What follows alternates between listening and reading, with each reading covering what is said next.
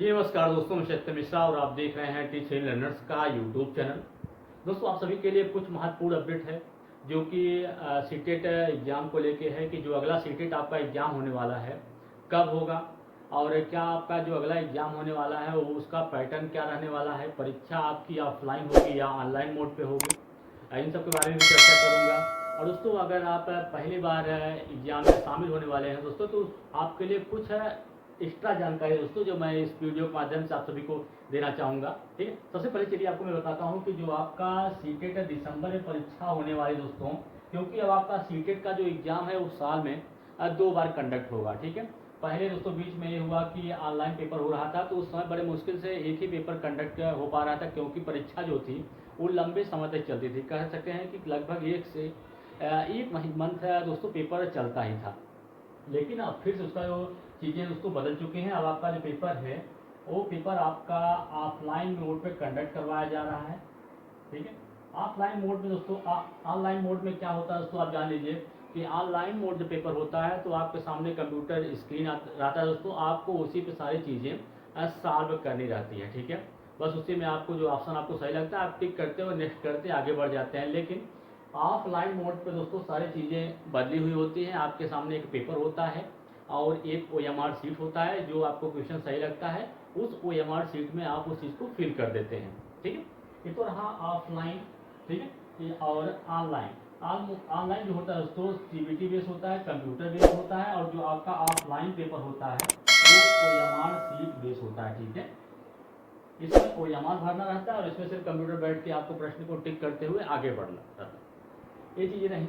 अब दोस्तों, जो आपका सीटेट दिसंबर में परीक्षा होने वाली है उसका नोटिफिकेशन कब आपको देखने के लिए मिलेगा दोस्तों? अगर दिसंबर में पेपर आपका होने वाला है तो मान के चलिए जो आपका ये मंथ चल रहा है अक्टूबर मंथ। ठीक है, अक्टूबर मंथ, इसी मंथ में आपको इसका नोटिफिकेशन जो है दोस्तों आपको देखने के लिए मिलने वाला है। ठीक है, क्योंकि आगे चल के आपका नवंबर है, फिर दिसंबर लास्ट तक आपका जो पेपर है, दिसंबर लास्ट नहीं दोस्तों, दिसंबर फर्स्ट वीक या सेकंड वीक में इसका एग्ज़ाम जो है वो हो सकता है।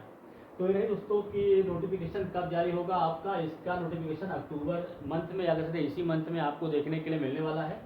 और परीक्षा तिथि क्या रहने वाली दोस्तों, परीक्षा तिथि को लेकर अगर हम बात करें तो जो आपका सीटेट दिसंबर का एग्ज़ाम होने वाला है, ये एग्ज़ाम आपका दिसंबर फर्स्ट या सेकंड वीक, दिसंबर फर्स्ट या सेकंड वीक में ये एग्ज़ाम कंडक्ट होगा। जो दोस्तों संडे पड़ेगा उसी दिन आपका ये पेपर कंडक्ट होगा, क्योंकि अब पेपर जो है एक ही दिन सभी बच्चों का कंडक्ट करवाना रहता है, तो अक्सर पेपर आपका संडे के दिन ही कंडक्ट करवाया जाता है ताकि सभी बच्चे शामिल हो पाए।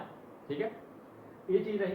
अब एग्ज़ाम पैटर्न दोस्तों मैंने आपको बता दिया कि एग्ज़ाम जो है आपका ऑफलाइन मोड पे रहने वाला है। ठीक है, बीच में ऑनलाइन हो रहा था, तो ऑनलाइन होने का दोस्तों मेन रीज़न था कि कोरोना था। कोरोना के कारण सारी चीज़ें बदली हुई थी, इस कारण से आपका जो पेपर था वो ऑनलाइन मोड पे कंडक्ट करवाया जा रहा था, क्योंकि उस समय दोस्तों डिस्टेंस का पालन करना था, सैनिटाइजर यूज़ करना था, मास्क यूज़ करना था, ढेर सारी दोस्तों दिक्कतें थी। इस कारण से पेपर जो था आपका ऑनलाइन मोड पे कंडक्ट होता था। अब दोस्तों आप जानना चाह रहे होंगे, अगर आप पहली बार इस परीक्षा में बैठने वाले हैं तो आपको दोस्तों ये भी जानना चाहिए कि आपका जो फॉर्म फीस होता है वो कितना होता है, अगर आप फॉर्म भरने के इच्छुक हैं। तो देखिए दोस्तों, अगर आप इसमें 2 पेपर होता है, एक होता है आपका प्राइमरी लेवल के लिए और एक होता है आपका प्राइमरी हुआ और एक होता है आपका जूनियर लेवल के लिए। ठीक है, अब फॉर्म फीस क्या होती है दोस्तों? अगर सिर्फ आप प्राइमरी लेवल के लिए फॉर्म फिल कर रहे हैं तो आपकी जो फीस होती है दोस्तों 1,000 रुपये होती है, 1,000। और अगर आप जूनियर का भी फिल करना चाहते हैं दोस्तों, अगर सिर्फ एक आप भरेंगे तो आपको 1,000 रुपये पेड करना पड़ेगा। अगर आप दोनों फॉर्म एक साथ फिल करेंगे तो 1,200 रुपये दोस्तों, बोथ कर सकते हैं ना कि दोनों को अगर आप एक साथ फिल करेंगे तो 1,200 रुपये में दोनों फॉर्म आप फिल कर पाएंगे। ठीक है, ये तो रहा फीस को लेके कि क्या फीस लगने वाली है। ठीक है, अब रही बात दोस्तों कि पेपर, 2 पेपर होते हैं। पेपर फर्स्ट होता है PRT के लिए, अर्थात कह सकते हैं कि प्राइमरी लेवल के लिए, और जो पेपर सेकंड होता है वो जूनियर लेवल के लिए होता है। तो PRT जो पेपर फर्स्ट आपका होता है उसमें दोस्तों सब्जेक्ट क्या होते हैं, कुछ सब्जेक्ट ऐसे होते हैं दोस्तों जो कि आपके PRT और जूनियर दोनों में क्या होते हैं, कॉमन होते हैं।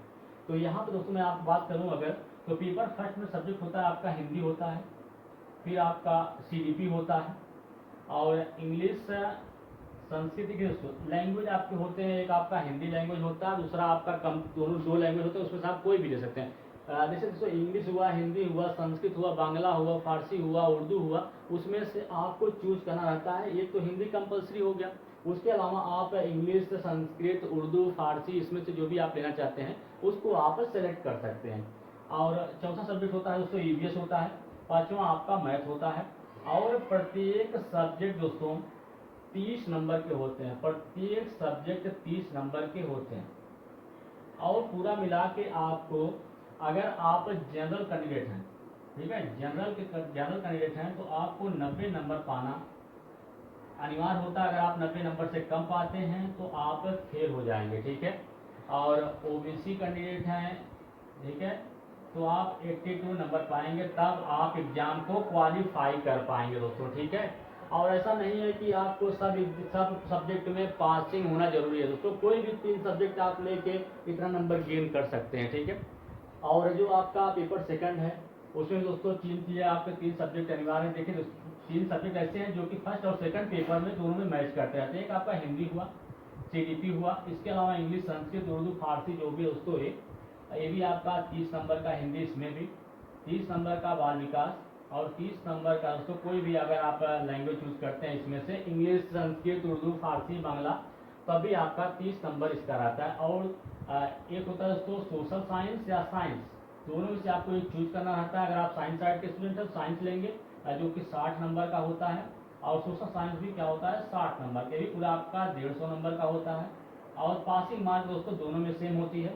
इसमें भी अगर आप जनरल कैटेगरी हैं 90 नंबर पाएंगे तो पास होंगे, ओबीसी हैं तो आप 82 पाएंगे तब पास होंगे, ठीक है।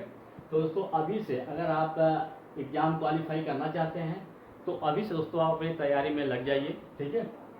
और जो बात है कि नेगेटिव मार्किंग को लेके, तो आपको बता दें कि शिक्षक पात्रता परीक्षा जो भी होती है, जो भी कंडक्ट होती है, उसमें आज तक दोस्तों नेगेटिव मार्किंग का कोई प्रावधान नहीं आया है, न तो आज तक दोस्तों नेगेटिव मार्किंग हुआ ही है। तो आगे की जो भी परीक्षाएं होंगी उसमें भी नेगेटिव मार्किंग आपको देखने के लिए नहीं मिलने वाला है, ठीक है। इसी तरीके से अन्य अपडेट और जानकारी के साथ मैं फिर मिलूंगा, तब तक के लिए धन्यवाद।